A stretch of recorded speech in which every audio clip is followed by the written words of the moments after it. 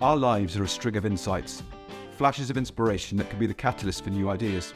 However, our pace of life these days means we tend to miss some of them completely. I'm Dave Hill, and I'm the host of the Simple Reflections podcast, a fortnightly series of interviews with people from all walks of life. Our conversations are an invitation to reflect on some of the simple insights my guests have had that have gone on to have a profound impact on their lives. So grab a cuppa and a biscuit, join us, slow down for a little while and see what shows up for you. Hi everyone, a slight change to the batting order. I thought I'd jump in with a quick thank you to all of you for being a part of this Simple Reflections podcast journey. This episode marks the third year of the podcast, and I'm so grateful to you all for taking time to listen to it. It's been listened to 6,800 times over the last 2 years.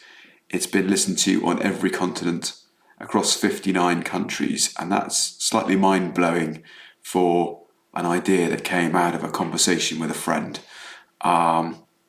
just over 2 years ago. So thank you. Welcome to the next episode of the Simple Reflections podcast. Today I'm joined by Dr. Mark Howard.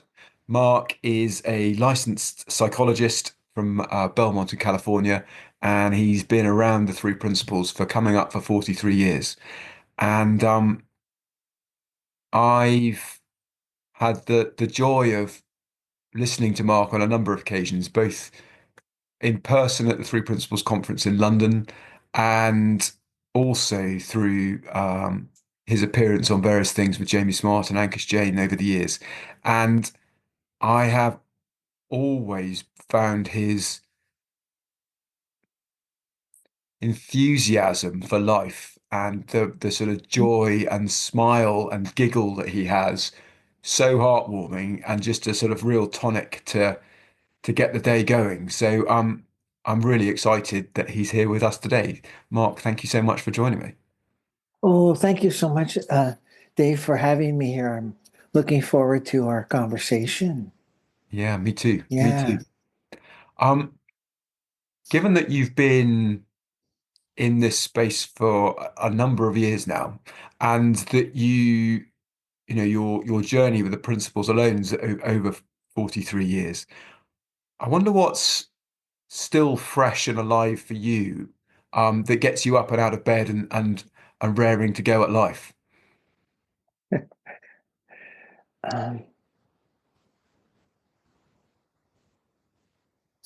Well, that's a great starting question. I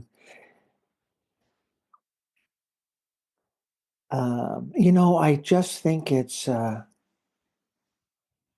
isn't really conscious that gets me out of bed. That there's more to discover.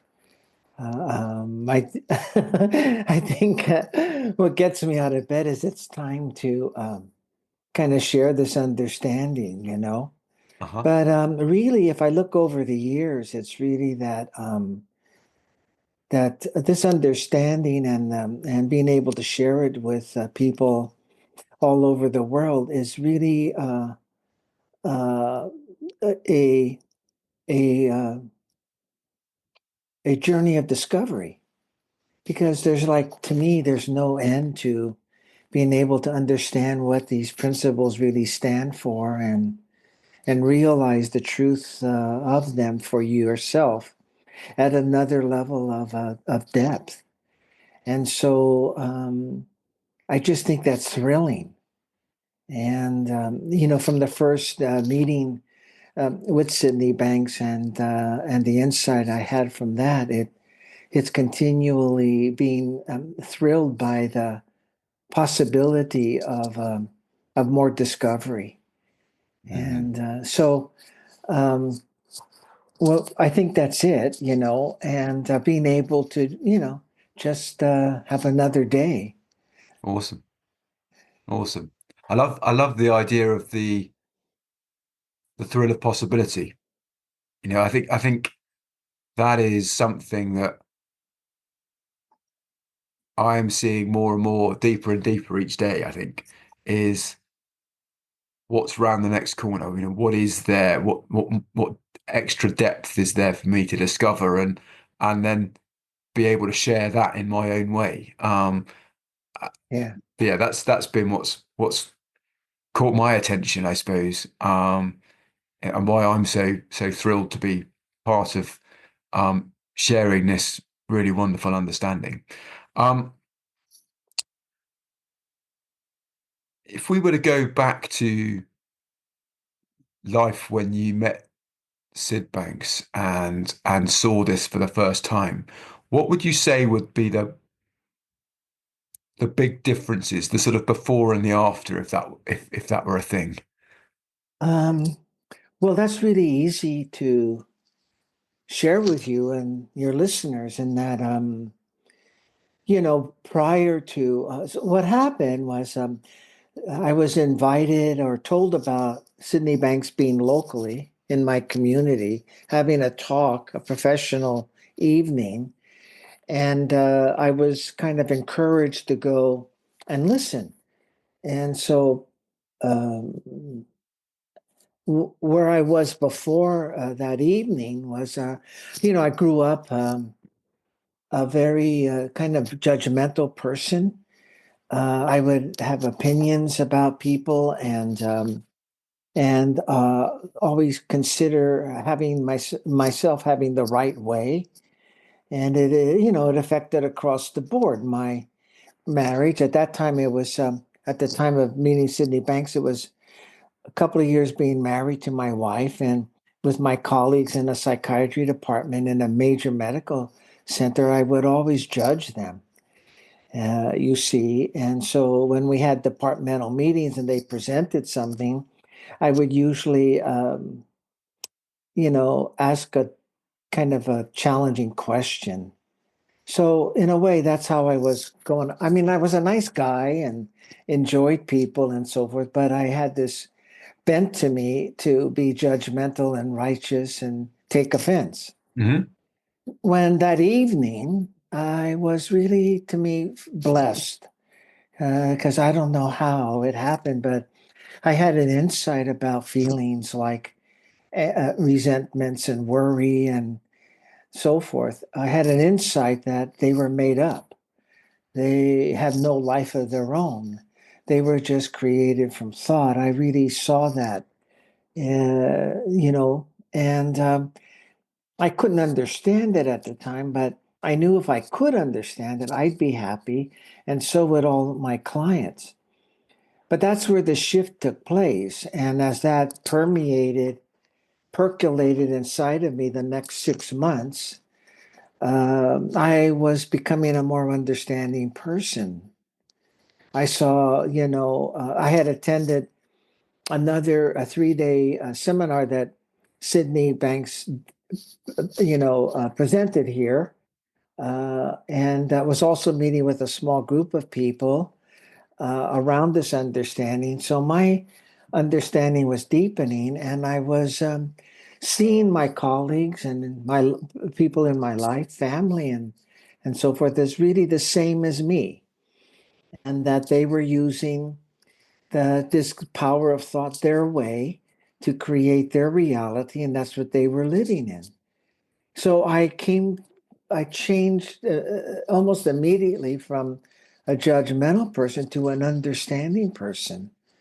You could call it that I had a lot of compassion, but it was really a feeling of connection and understanding that my colleagues and my wife and all were all the same, trying, not trying, but using our thought, our way, to create the way we're going about life on all these other issues. So my heart started to go out to people. My colleagues, I had tremendous understanding that they were just trying to help people like I was. So that's what the shift was. Yeah, it was quite. Now, for me inside, it wasn't a dramatic shift. It just made sense, because Hmm. when you have an insight, it all just makes sense. You know that this is a truer way to live your life. Yeah. Um, but for my colleagues and so forth, they noticed the difference. And just really briefly, after 6 months, one psychologist came up to me and said, I want to know what you've learned because you're different and you haven't gone back. And I want to also get what you're getting. That's cool. But that was the shift from being judgmental to being understanding. Mm, I love that. And you're obviously a mind reader as well because you answered the question I was going to ask about your colleagues, in terms of what was their response? Was that individual's response typical of everybody else, or was it just him? It was a really interesting time. So around 1983. But you see, well, this psychiatry department and this medical center, they had like 20 other medical centers all across the state of California in the United States. And this psychiatry department was the most uh, integrative. I mean, it allowed us to use whatever was our approach, whereas other psychiatry departments and some of the other medical centers only wanted people who would do like psychoanalytic therapy or behavioral therapy. This was more of an accepting clinic, so that's already the climate. Cool. Um, but when I had that shift, I was more inviting of my colleagues. And so we had once a month we had a meeting where people from the community could come in and share with us something about their work or specialty. So I lived close to George Pransky, and he and I had become friends and had spent time weekly talking about this understanding. So he came in and gave a talk and so forth, and people were interested. Um, I didn't. I just kind of invited people to listen, but I didn't really share much uh, publicly. Mhm. Um, but I did, I did so in the way I approached people. It wasn't conscious that I was approaching them in a different way. I just was. But really, what happened was, I mean, I haven't seen it replicated since in a psychiatry department anywhere. But what happened was, around this time when that psychologist came up to me, we started to meet once a week. We were all given an hour to do some consultation. We met once a week and we listened to some of the Sid Banks tapes I had. We talked about it. And within a month, we had 8 other psychologists that had joined us. And we continued to meet for 2 years, talking about this understanding, listening to Sydney Banks tapes. And, um, and so that was one thing. Mm. The other thing that from this group of psychologists, 2 psychologists created programs in our clinic based on this understanding. It wasn't principles yet. Um, so they did a depression program based on Sid's teachings.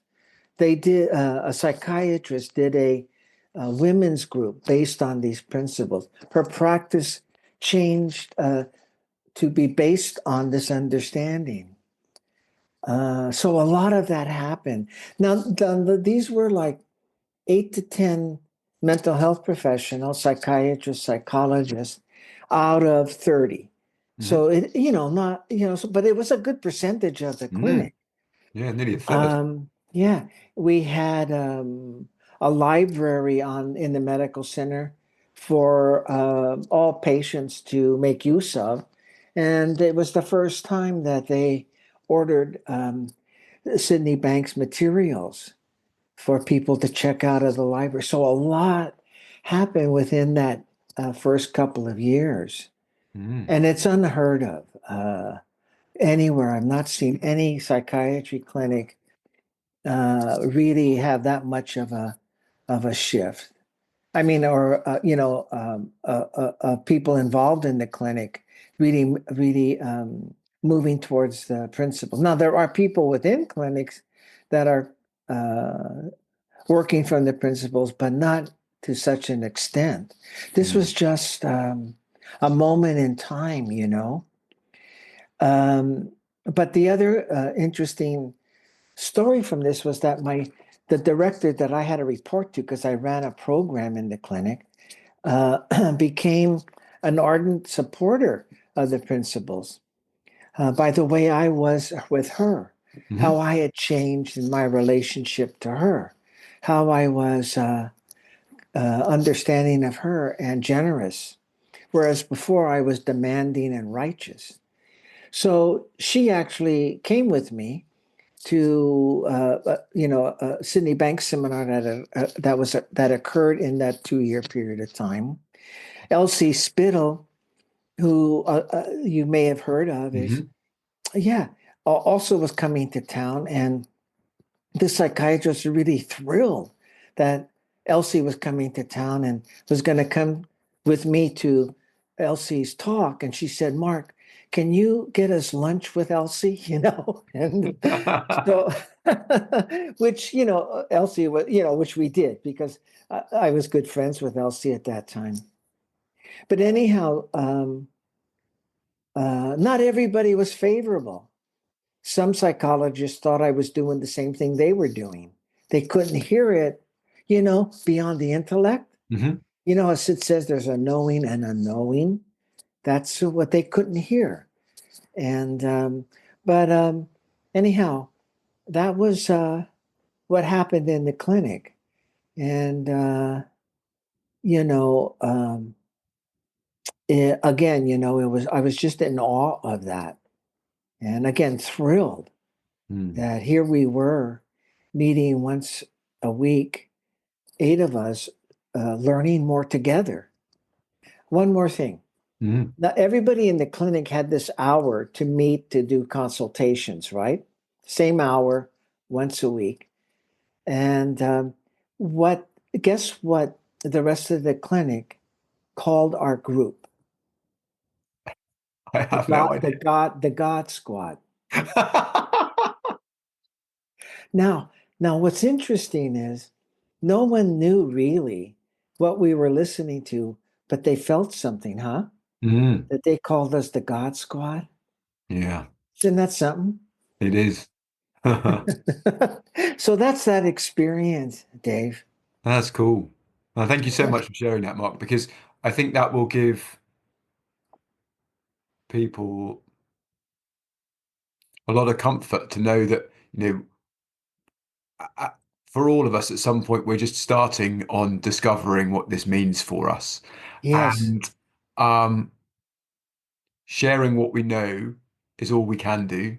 Yes. Sharing together in groups is almost like a superpower because Yeah. you've got a number of different brains in the room bouncing ideas off each other, and if people are open to exploring what each other have got to say, that just generally raises the level of everybody.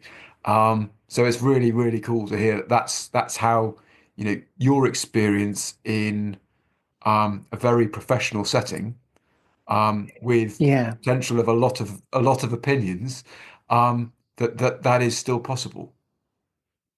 It's yes. And really it's about you know, being forthright with what you know, but always getting permission to share it. That's really important with your colleagues to get permission to share something that you found helpful for you. That's the way to go about it. Mm. And I'm on the board of Three Principles Global Community, so there's a lot of international communities now Mm. that meet together in a group. That is just so um, um, supportive of realizing more. If you could find some way to talk about this with someone else. But it doesn't matter If you just keep deepening your understanding, you'll see more, and you'll see ways to take that to either your colleagues or your clients. Mm. Yeah. No, it's a wonderful understanding almost to bathe in that sense, in terms of there is so much depth of knowledge out there from many different communities in many different parts of the world, all with subtly different ways of saying and sharing things. And it's the reason I created this podcast, was because I knew I was always learning from exploring someone else's point of view. Um, and yeah, I'm forever grateful for that. I think I've probably learned more professionally in the last 2 years of doing the podcast than I have in all of the training and bits and pieces I've done along the way, and the reading that I've done. It's been a really immersive experience, and one that I'm very grateful that you've become a part of. So thank you so much. Yes, yeah. Um, what have been some of the surprises that you've experienced along the way that you really weren't expecting?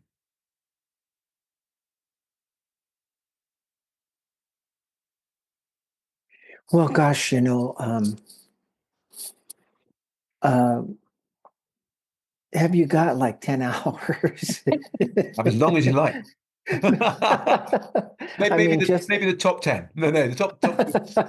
just covering this time together. Well, first, what I just shared with you was a huge surprise Mm, that this could happen in the clinic I worked in and with the people that I loved working with. But there's been a couple of surprises, and one was again locally.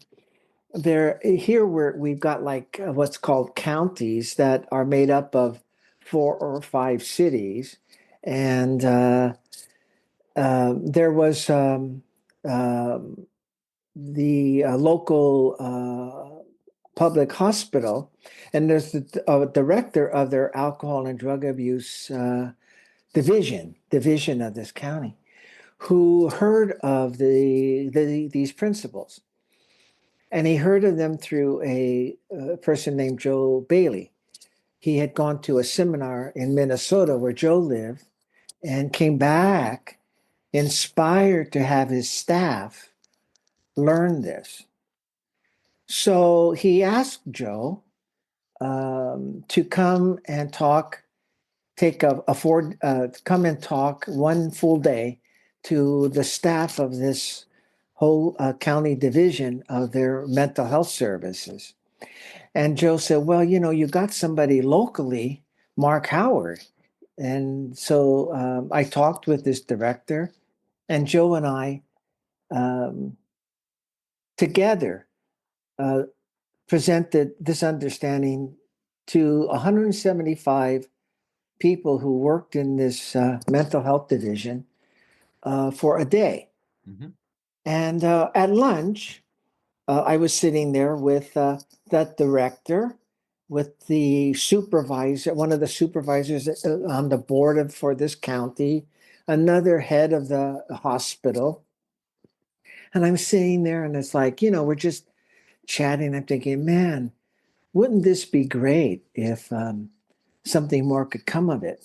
mm, Well, Joe and I ended the day, nothing happened. And Joe went home. And all of a sudden, a week later, I get a call from the director. His name was Bob Gardner. He's still alive. Yeah, his name is Bob Gardner. And he said, they want more. People want more. mm, And so, what can you do? Well, I connected with Joe and we decided to offer a 4-day course. We did. Offered a 4-day course on this understanding. And then that was to like about 200 people who wanted to hear more. And then there wasn't anything about a follow up. 2 weeks later, I get a call. Mark, can you come here and meet with me? Let's create something for everybody that they could come and meet with you monthly for a group.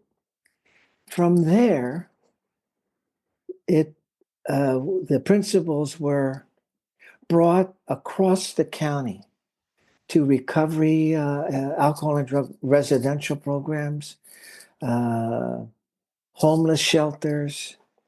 There were like 6 drop-in meetings a week for people in the community. It um, um, and a lot of different centers referred people to these drop-in meetings because they were hearing about the wonderful changes that were taking place. So for 18 years, uh, it became programs were developed for for cities, 4 or 5 cities in this county. Um, and it became the principals became a division themselves of the county Wow. first. So that surprised me. What surprised me was you don't have expectations of, I mean, you'll have a hope of what can happen, and all of a sudden it happens. People were, so that was a biggie. That was Yeah. really a biggie. Yeah. One other one was, was I got a call from Jamie Smart. Uh-huh. I never had met Jamie Smart, I didn't know who he was. This was now 10 years ago. And he said, I'm putting together, I would like you and Kathy Casey, who's a friend and colleague of mine, can you put together a training program for my group? He had been running a group for a year-long group that would learn the principles. And he wanted to do a training for coaches who wanted to know how to coach with the principles. So here's the thing that came out of the blue. That surprised me. But what really was a surprising gift was when he called me, I got insecure because I had never traveled internationally. I hadn't put together a year-long program. I didn't know Jamie. So I was about ready to say no. And I just said, well, let me think about it, which is always good to do. Yeah. So I leave I was a home office. I was at home at that time talking to Jamie, and I leave it, and my wife's in the hallway there, um, putting some towels into our closet. And I told her about it, and I said, I don't think I'm doing it. And she said, but wait a minute, isn't this your dream? And that hit me. It was my dream, and that just went beyond my fear into truth. And so Kathy and I put together this year-long program, and I've been friends with these people ever since. Some of them have gone on to do wonderful kinds of work in the principle, like Chantel Burns has done a lot of work with business and has written 2 books based on this understanding, for example. Mm. So many, many things like that. And again, what's surprising personally is how much my marriage can deepen, because when I let go of being judgmental and righteous, I started to see that I hadn't really known who my wife was, not personality wise, but just human wise. And that was surprising. And little gems continue to come up of, oh, wow, she's like this. So that was the other part that was surprising. And to see there's so much more to this human being you're in a love relationship with, that you can evolve your knowing of your partner the rest of your life. Yeah. So those are a few. That's cool. Oh, they're all three of them are peaches. So thank you. That's really cool. Yeah, yeah. No, that's exciting. Um, Yeah, it was very exciting times. what would you say your biggest hopes are for this understanding as we sit here today? Where would you like to see things go next? Well, it's just um, so impactful to see right now where it is in the Mm, world. Um, from anywhere from someone just starting a small group in a city in this country to there being all kinds of seminars and webinars and conferences throughout various countries.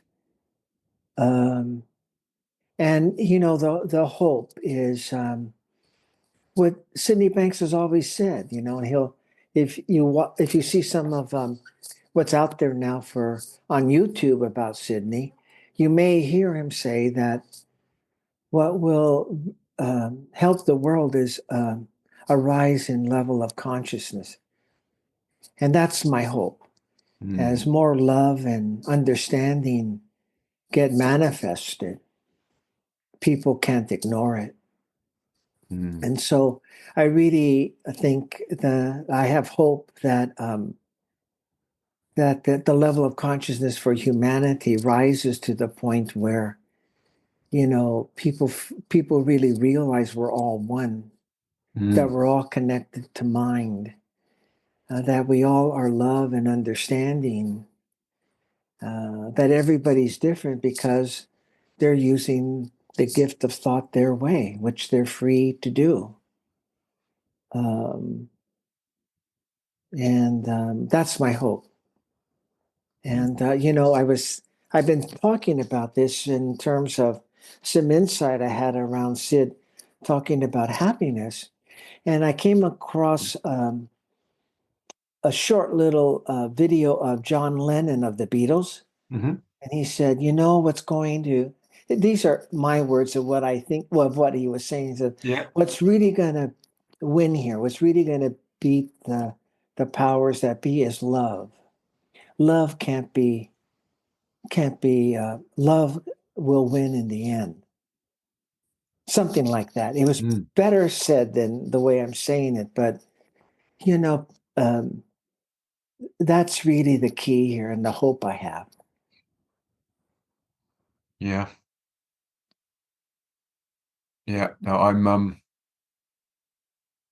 I'm completely with you on that, and I know it's not what people expect a former soldier to say, but it's completely true. Um, and actually, quite a lot of the veterans that I work with and help along the way are in exactly the same mindset. And actually, we were when we were serving too. We just had a job to do. Yeah. And it was love, understanding, and connection that created the bonds that held the organization together. Hmm. Um, and which is why I've found this understanding a really, really helpful way to cut through all the noise of what people have got going on in their mind and remind them of the fact that they're always grounded. They've experienced that in Hmm. so many different places in their life, but they would have attributed it to different things. Yes. Yeah. What's so wonderful about the principles is it absolutely draws a line, a good baseline through all of those experiences and goes, this is what's been going on all the way. And Yeah. therefore, it's not those external things that have created it or forced the conditions for that to show up at that moment in time. And the relief and reassurance and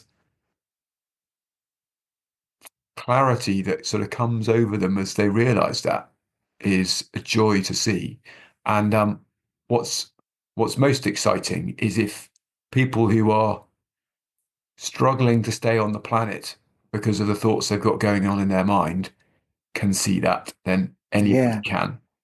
yeah. Um, yeah, yeah. Well, that's really the piece, is to see the possibility, no matter what a person's up against, Mm, the possibility they can realize this, where their experience is coming from at any moment. It's that's really, to me, what is so hopeful. It doesn't matter what's going on in their minds or where they're at in their state of mind. Um, they can realize this truth. mm, Anybody, that's why people can transcend their learned ways of thinking. And that's the hope of these principles, is people can live beyond their habitual ways of thinking. And it doesn't matter. It doesn't matter where anybody's at. There's a chance. There's a yeah, possibility. Yeah. yeah. It's been sitting here for the last 20 or 30 minutes smiling away, but I've got sore cheeks. But that's no bad thing. And there's no complaint here. Um, Mark, before we come to a close, is there anything that either any words of wisdom for the listeners, just to help them capture the essence of what we've been talking about, um, that you think would be really, really helpful to share in the world?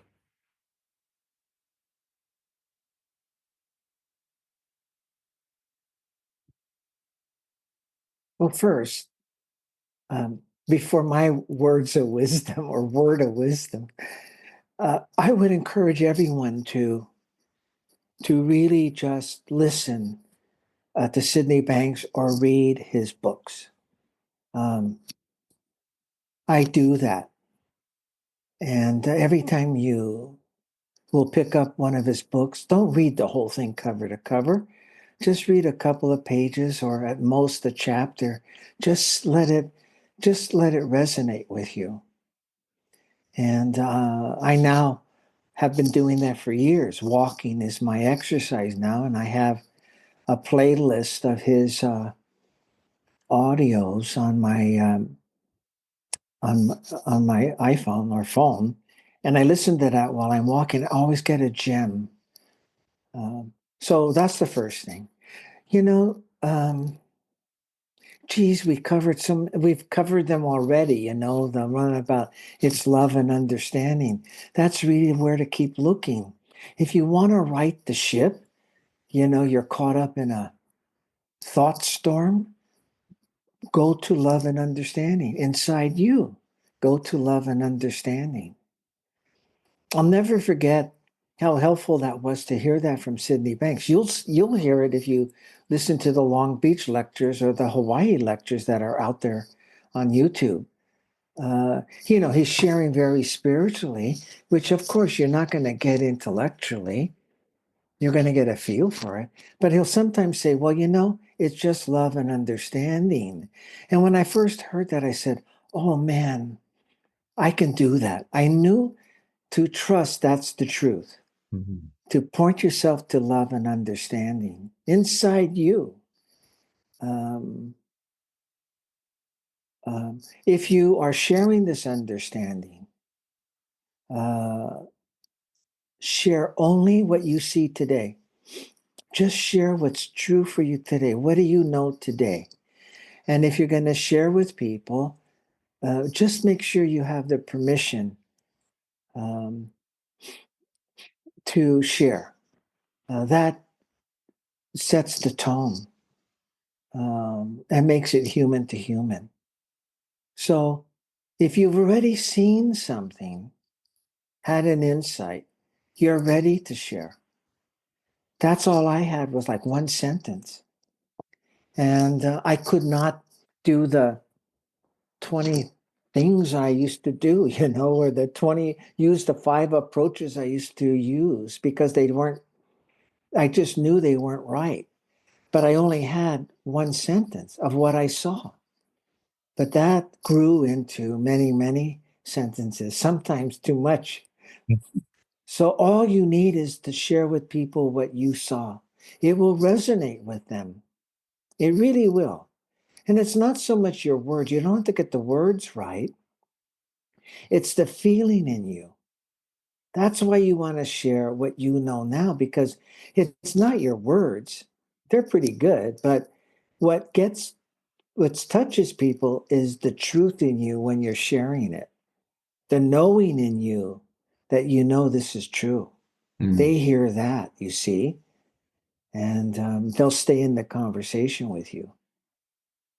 So that was more than one word, Dave, but that's what occurred to me as I started to answer your question. That's beautiful. And thank you so much because, yeah, it was lovely. And I'm just so grateful that you have taken some time out of your morning to join me today. So thank you so much for coming, Mark. Thank you. Oh, I'm so thrilled to be here, and really, really was happy to receive your invitation.